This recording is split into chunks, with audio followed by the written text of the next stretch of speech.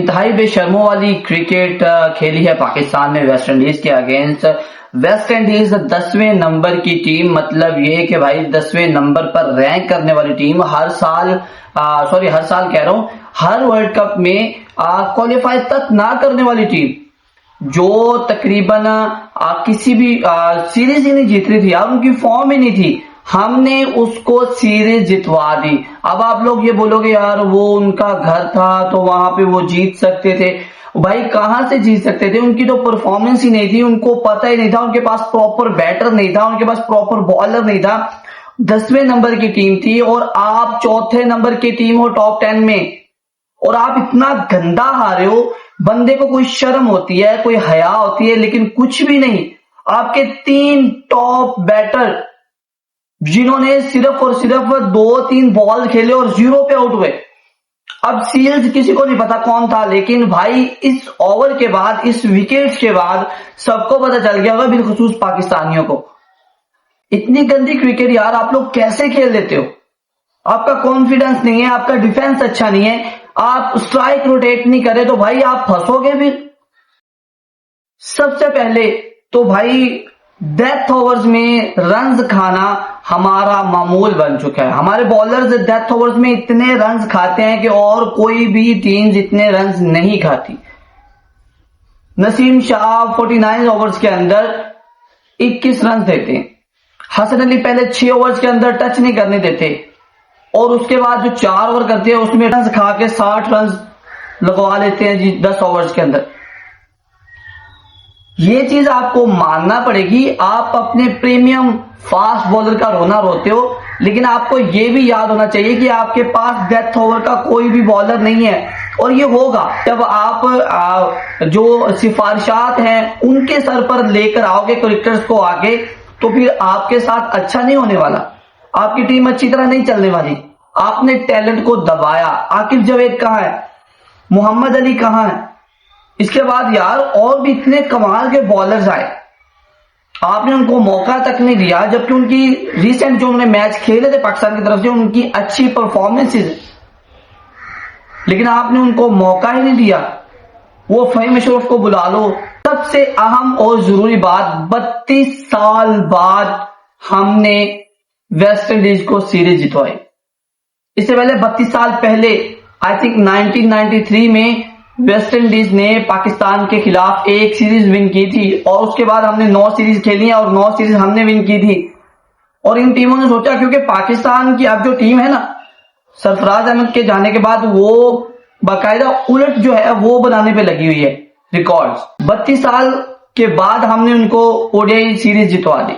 उनका Shai Hope आपके खिलाफ 120 कर गया। डेथ ओवर्स में आपका प्रीमियम बॉलर हो, आपका मीडियम फास्ट हो, आपका कोई भी बॉलर हो, नसीम शाह भी हो, भाई रन्स नहीं रुकवा पा रहे, अंधे रन्स खाए जा रहे डेथ ओवर्स के अंदर। आपको पता है कि आपने 10 ओवर्स के अंदर 119 रन दिए हैं, लास्ट 10 ओवर्स के अंदर, मतलब 60 बॉल के ऊपर आपने 119 रन दिए। भाई इतने तो T20 में लगते यार, कैसे हजम कर लेते हो? हमारे साइम अयूब 0 पे, उसके बाद अब्दुल्ला शफीक 0 पे, उसके बाद हमारे कप्तान मोहम्मद रिजवान 0 पे। 23 बॉल के ऊपर क्या बाबर, क्या रिजवान, क्या साइम, क्या अब्दुल्ला शफीक, सब के सब भाई डबल फिगर में भी शामिल नहीं हो सके। सलमान लियागा के 30 रन बन गए, वो भी वल्लाह आलम कैसे बन गए। हसन नवाज इस मैच में बेचारे फ्लॉप रहे, थोड़ा सा नहीं चल पाए, हो जाता है। अगर वो मुसलसल रन करता आ रहा है और पीछे से कोई बंदा सपोर्ट नहीं दे रहा, तो भाई बैट्समैन आउट ही होगा ना, तो क्या होगा? सीधी सी बात है भाई, वो क्या कहते हैं कि जब पूरा का पूरा वो डिपार्टमेंट ही आपका खराब होना, तो फिर आपकी क्रिकेट भी वैसी होगी। जब आपके बोर्ड्स के अंदर सारे सिफारिशी बैठे हो, जबकि आपके बोर्ड्स के अंदर किसी को क्रिकेट का पता नहीं, और वो क्रिकेट के सारे पता नहीं क्या क्या लगे हुए हैं, क्या क्या होते मिले हुए उनको, तो फिर सिफारिशें चलते हैं, उसकी कॉल आ गई इसको रख लो, इसकी कॉल आ गई इसको रख लो। 32 साल के बाद हमने वेस्ट इंडीज को सीरीज जितवा दी, जो सबसे मुसलसल हारते हुए आ रही थी। शायद यही वजह थी कि वेस्ट इंडीज इतना ज्यादा फोर्स करने के बावजूद उन्होंने कहा कि ना जी ना, 80 ਤੇ वनडे खेलना है, तुसी आओ खेलना था, 80 वनडे नु T20 कन्वर्ट नहीं करना। और वही हुआ, क्योंकि वेस्ट इंडीज का माइंडसेट ये है कि हमने बराह रास्त इस बार जो है वर्ल्ड कप खेलना है, हमने क्वालिफाई करना है, हमने टॉप 8 से बाहर नहीं जाना, और हम टॉप 4 से टॉप 5 पहुंच गए। अब थोड़ी सी नजर डाल लेते जी हमारी हुस्ने कारकर्दगी पर। हमने पहले बैटिंग दी वेस्ट इंडीज को, उनके जो किंग थे उन्होंने 8 बॉल के ऊपर 5 किए, ल्यूस ने 54 बॉल के ऊपर 37 रन खेले, 3 छक्के भी लगाए, 1 चौका भी लगाया। उसके बाद कैरेटी ने 45 बॉल के ऊपर 17, शाय होप ने कमाल यार, ब्रिलियंट ब्रो। शाय होप ने 94 बॉल्स के ऊपर 120 किए, जिसमें 5 छक्के 10 चौके शामिल थे, और 127 का स्ट्राइक रेट भी था भाई साहब का। रदरफोर्ड 40 पे 15, चेज 19 पे 36, उसके बाद मोटी 7 बॉल के ऊपर 5 रन, उसके बाद ग्रेविस ने 24 बॉल के ऊपर 43 रन किए। हमारे बॉलर की अब उसने कारकर्दगी पर अगर नजर डालें तो क्लैपिंग तो बनेगी ना भाई। अब नसीम शाह 10 ओवर के अंदर 72 रन देते हैं, सबसे ज्यादा एक्सपेंसिव 72 रन भाई, 7 की इकोनॉमी। हसन अली 6 ओवर्स के अंदर भाई इतने अच्छे निकाले हैं, कोई तो भाई तू आखिरी ओवर्स के अंदर कोई 1 ओवर खा ले, सब खा रहे, तूने कहा चल ठीक है मैं भी खा लेना, इतने मैनू केड़ा फर्क पैंदा है। हसन अली ने 10 ओवर के अंदर 60 रन दे दिए, विकेट कोई नहीं दे सके। हुसैन तलत 4 ओवर, हुसैन तलत की हमने तारीफ की थी कि यार तुम 9 ओवर ही दे देंगे, 4 ओवर के अंदर 26 खा लिए। अबरार अहमद ने 9 ओवर के अंदर 34 दे दिए, 2 विकेट भी दिए, 3 की इकोनॉमी थी। साइम अयूब 8 ओवर के अंदर 36 दिए। मोहम्मद नवाज ने 9 ओवर के जो है वो 60 रन दिए, 1 विकेट निकाला। ये हमारे बॉलर्स की कारकर्दगी है। अब हमारे world number 1 batsman, world number 1 opener, उसके बाद आउट क्लास अब्दुल्ला शफीक, इन बैट्समैन की बात कर लेते हैं। साइम अयूब 3 बॉल पे 0, अब्दुल्ला शफीक 8 बॉल पे 0, उसके बाद जी मोहम्मद रिजवान 1 बॉल पे पहली पे चलते बने, भाई साहब ने कोशिश ही नहीं की, और तीनों को एक ही बंदे ने आउट किया सीरीज से। बाबर आजम का एहसान 23 बॉल के ऊपर 9 रन, आखिरकार वो भी आउट हो गए। सलमान अली आगा 49 बॉल के ऊपर 30, 3 चौके मारे। हसन नवाज 40 बॉल के ऊपर 13, हुसैन तलत 4 बॉल के ऊपर 1, मतलब एहसान ही किया पिच पे आने का। मोहम्मद नवाज ने चलो जी 28 बॉल के ऊपर 23 रन किए।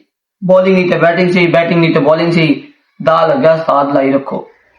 उसके बाद नसीम शाह 16 बॉल्स के ऊपर 6 रन किए।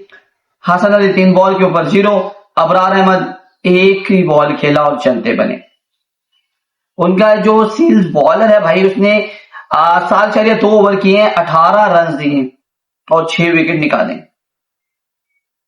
आधी से ज्यादा टीम एक बॉलर ने आउट किए, उनके फास्ट बॉलर ने।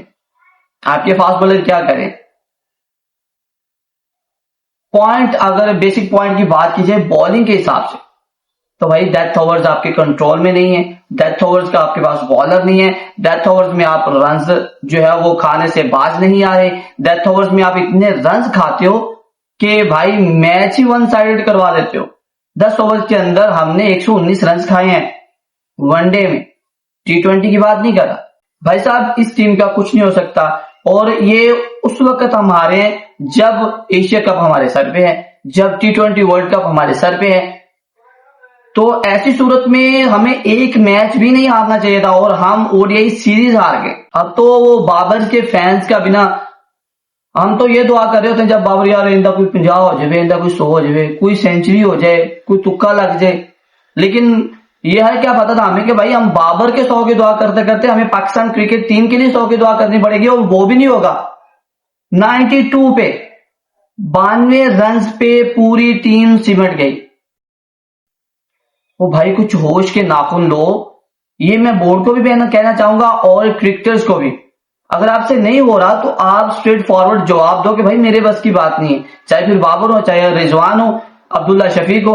अब्दुल्ला शफीक की फॉर्म ही नहीं थी और उस बंदे को वापस बुला ले, और साहिबजादा फरहान जिसने आपको आखिरी T20 जितवाया, 63-64 रन बनाए, उसको हमने पाकिस्तान भिजवा दिया। कौन सा माइंडसेट है, कौन सी सिलेक्शन है भाई? सारे के सारे करप्ट बंदे बैठे हुए हैं बोर्ड के अंदर।